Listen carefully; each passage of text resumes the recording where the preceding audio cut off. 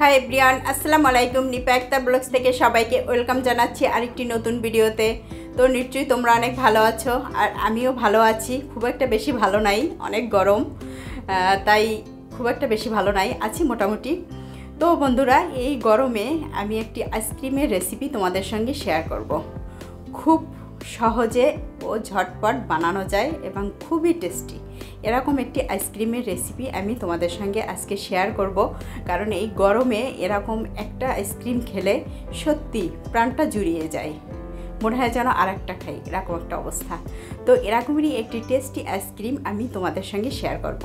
আর অবশ্যই একটি লাইক দিয়ে পুরো ভিডিওটা দেখবে, আর লাইক কমেন্ট শেয়ার করে দেবে, আর আমার ইউটিউব চ্যানেল সাবস্ক্রাইব করে দেবে। যারা ফেসবুক পেজ থেকে দেখছো তারা ফলো করে দেবে। তো ঠিক আছে বন্ধুরা, আর বেশি ভিডিওটা বাড়াবো না, আর বেশি কথাও বাড়াবো না।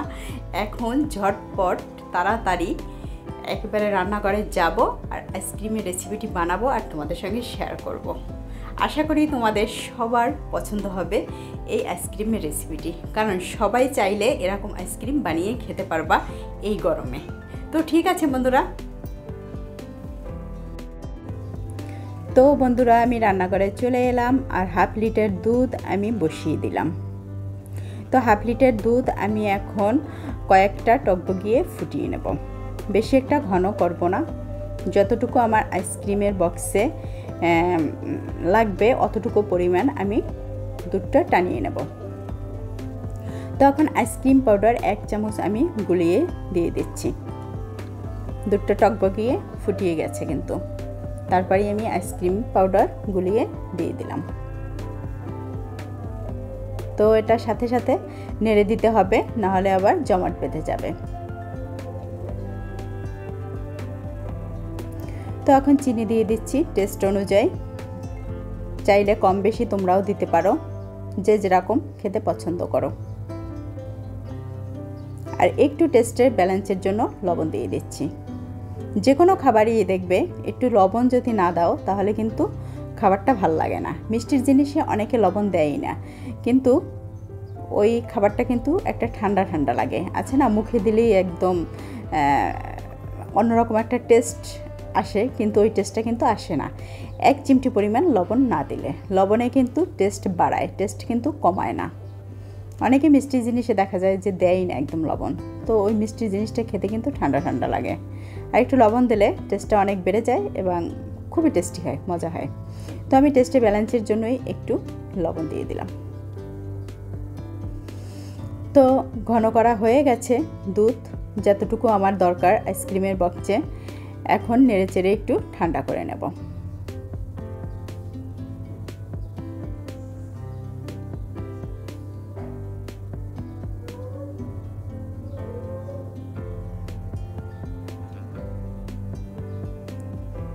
তো ঠান্ডা করা হয়ে গেছে, অনেকক্ষণই নেড়ে চেড়ে নিয়েছি।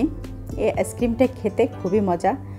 তো এখন আমি চকোফান 1 প্যাকেট বিস্কুট নিয়ে নিলাম, আর দুধটা ঢেলে দিলাম ব্লেন্ডারের জগের ভিতরে। এখন বিস্কিটটাও খুলে দিয়ে দেব। খুবই সহজ, ঝটপট বানানো যায় এই আইসক্রিমটা, আর খেতে তো খুবই মজার। তো বিস্কিটটা দিয়ে দিলাম। এখন সুন্দর করে আমি ব্লেন্ড করে নেব 3 থেকে 4 বার।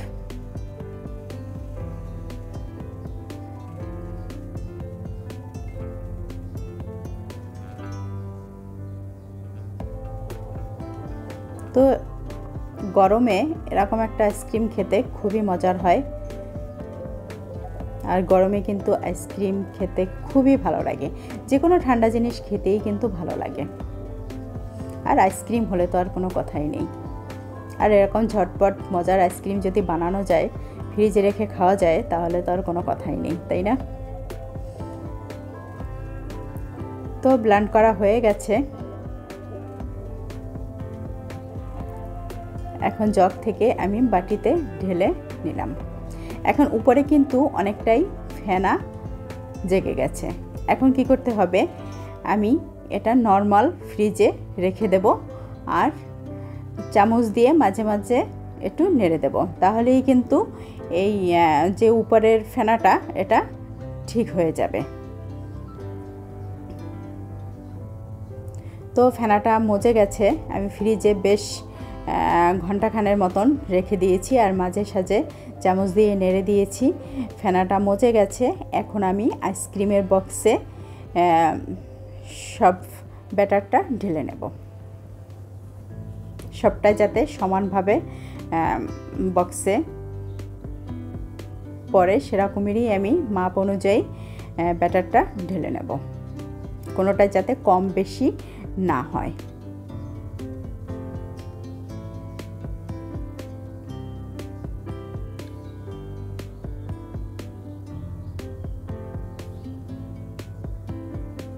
এই আইসক্রিমটা খুবই সহজে বানানো যায় আর এতটাই টেস্টি যা বলার না। তো একদম সমান মাপ অনুযায়ী আমি প্রত্যেকটা বক্সে ভরে নিলাম। এখন মুখগুলো লাগিয়ে দেব।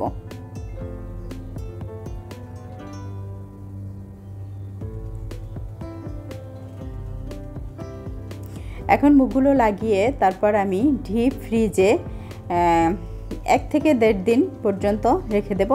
তারপরে বের করে তোমাদের সঙ্গে আমি শেয়ার করব। 1 থেকে 1.5 দিন রাখলে হয় কি, ঠিকঠাকভাবে আইসক্রিমটা জমাট বেঁধে যাবে, কোনো আর অসুবিধা হবে না। 1 দিন রাখলেও হবে, তবে 1.5 দিন রাখলে একটু বেশি ভালো হবে। তো সবগুলোর মুখ লাগিয়ে দিলাম। এখন আমি ডিপ ফ্রিজে রেখে দেব। তারপর আমি তোমাদের সঙ্গে শেয়ার করব যে কীভাবে আইসক্রিমটা সেট হয়ে গেল।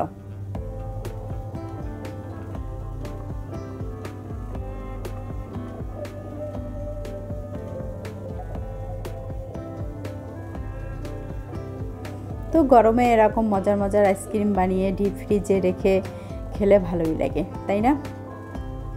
কারণ দোকান থেকে সবসময় কিনে কিন্তু খাওয়া হয় না, ঘরে বানালে ফ্রিজে থাকলে বের করে খাওয়া যায় যখন তখন। তো আমি ডিপ ফ্রিজ থেকে নামিয়ে 2-3 মিনিটের মতন রেখে দিয়েছি, যাতে টান দিলেই উঠে যায়।